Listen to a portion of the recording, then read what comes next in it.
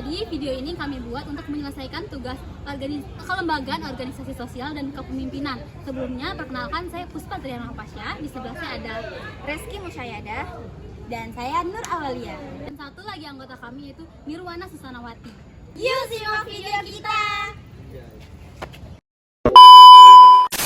Halo teman-teman, kali ini saya akan menjelaskan apa itu gaya kepemimpinan. Teman-teman tahu nggak sih apa itu gaya kepemimpinan? Kepemimpinan itu adalah sekumpulan ciri yang digunakan pemimpin untuk mempengaruhi bawahannya agar sasaran organisasi itu tercapai. Nah, gaya kepemimpinan itu dibagi menjadi 3 loh. Yang pertama itu ada kepemimpinan demokratis, yang kedua ada otoriter, yang ketiga itu kepemimpinan bebas. Teman-teman penasaran nggak sih dengan 3 gaya kepemimpinan tadi? Ini aku bantu jelasin. Yang pertama itu ada kepemimpinan otoriter, yang dimana kepemimpinan otoriter itu adalah kepemimpinan yang dikuasai oleh pemimpinnya. Dia tidak bisa dipengaruhi oleh bawahannya. Artinya keputusan itu hanya dapat diputuskan langsung oleh pemimpinnya. Dia tidak dapat dipengaruhi oleh bawahannya itu sendiri. Yang kedua itu ada gaya kepemimpinan demokratis. Gaya kepemimpinan demokratis itu adalah kepemimpinan yang berdasarkan demokrasi, di mana pemimpinnya itu bertindak sesuai keputusan bersama dan semua anggota kelompok harus setuju akan keputusan yang telah diambil. 3 itu ada kepemimpinan bebas. Pemimpinan itu adalah pemimpin yang menjalankan perannya itu secara pasif, ya. Dia menyerahkan semua tugasnya itu kepada anggotanya. Dia hanya menyerahkan keperluan yang dibutuhkan oleh anggotanya, tidak mengambil inisiatif apapun, padahal dia ada di tengah-tengah anggotanya. Nah teman-teman, di sini saya akan memberikan contoh dari ketiga gaya kepemimpinan tadi. Kepemimpinan otoriter, contohnya ada di Soeharto. Soeharto adalah presiden kedua Indonesia. Ciri khas dari Soeharto yaitu mengambil keputusan secara sepihak, menuntut kepatuhan tinggi dari bawahan, dan tidak adanya ikut campur dari rakyat. Dan yang ketiga adalah minimnya partisipasi dari rakyat. Soeharto dikenal menerapkan gaya kepemimpinan otoriter pada masa Orde Baru. Ia menggunakan kekuasaan militer dan kontrol negara untuk menjaga stabilitas. Itu pun dengan mengorbankan demokrasi. Ada kepemimpinan demokratis. Kepemimpinan ini kita ambil contoh dari Bapak Joko Widodo, di mana beliau merupakan Presiden Indonesia sejak 2014. Ciri khas dari Bapak Joko Widodo ini yaitu melibatkan masyarakat dalam pengambilan keputusan, terbuka terhadap kritik, dan membangun komunikasi dari 2 arah. Joko Widodo dikenal dengan pendekatan dengan rakyatnya sangat tinggi. Ia sering turun langsung ke lapangan demi mendengarkan keluhan dari para rakyatnya. Juga mendorong transparansi pemerintah dan pengembangan sistem digital pelayanan publik seperti SPEB agar rakyat bisa ikut mengawasi kinerja pemerintah. Nah, yang terakhir ada kepemimpinan bebas.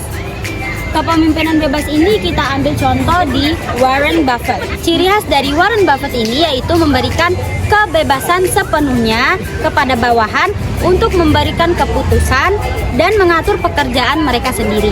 Buffett merupakan pemimpin yang sangat memberikan kepercayaan penuh kepada para manajer dan bawahannya. Ia jarang ikut campur dan membiarkan mereka mengurusi masalahnya masing-masing. Gaya ini sangat cocok dalam lingkungan kerja yang profesional dan kreatif.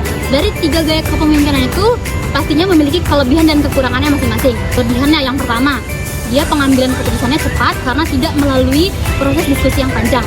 Yang kedua, efektif digunakan dalam waktu yang darurat dan juga fiktif, di mana dibutuhkan arahan yang jelas dan juga tegas. Yang ketiga, tujuan dan arahan dari suatu organisasi itu akan lebih mudah diikuti oleh anggota.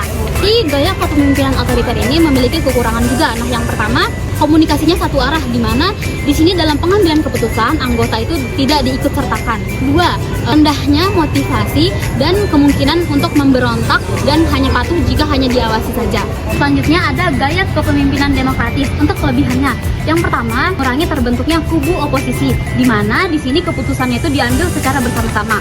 Yang kedua, meningkatkan kesadaran motivasi dan juga semangat kerja, dan juga bisa menimbulkan partisipasi aktif dari para anggota. Untuk kekurangannya sendiri, proses pengambilan keputusan itu lama karena harus melewati musyawarah panjang. Yang kedua, untuk mencapai mufakat biasanya ada terjadi perbedaan pendapat. Nah, dari perbedaan pendapat ini biasanya akan timbul konflik. Untuk kekurangan yang ketiga, gaya kepemimpinan ini sulit dilakukan jika kita menginginkan keputusan yang cepat.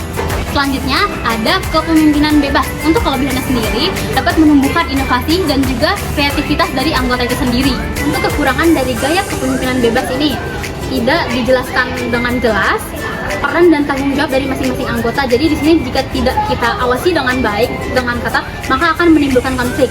Dan juga dari gaya kepemimpinan ini, pimpinnya itu kurang terlibat, jadi pasif dia. Nah, jadi gaya kepemimpinan ini tidak cocok untuk organisasi yang membutuhkan pengawasan yang lebih ketat dan jelas. Selanjutnya adalah contoh implementasi gaya kepemimpinan dalam berorganisasi. Yang pertama ada kepemimpinan otoriter. Kita akan mengambil contoh dalam organisasi militer, yaitu seorang atasan harus memberikan perintah kepada bawahannya tanpa adanya diskusi. Hal ini diperlukan karena menyangkut keselamatan, kedisiplinan, ketertiban, sehingga segala keputusan harus cepat dan tegas. Yang kedua, ada kepemimpinan demokratis. Kita ambil contoh dalam perusahaan startup. Tim mengajak seluruh anggota timnya untuk berdiskusi dan mengambil keputusan terkait pengembangan produk yang ingin mereka buat, sehingga keputusan itu disahkan secara bersama, sehingga setiap anggota merasa dihargai dan dilibatkan. Yang terakhir, ada kepemimpinan bebas. Kita ambil contoh dalam lembaga penelitian.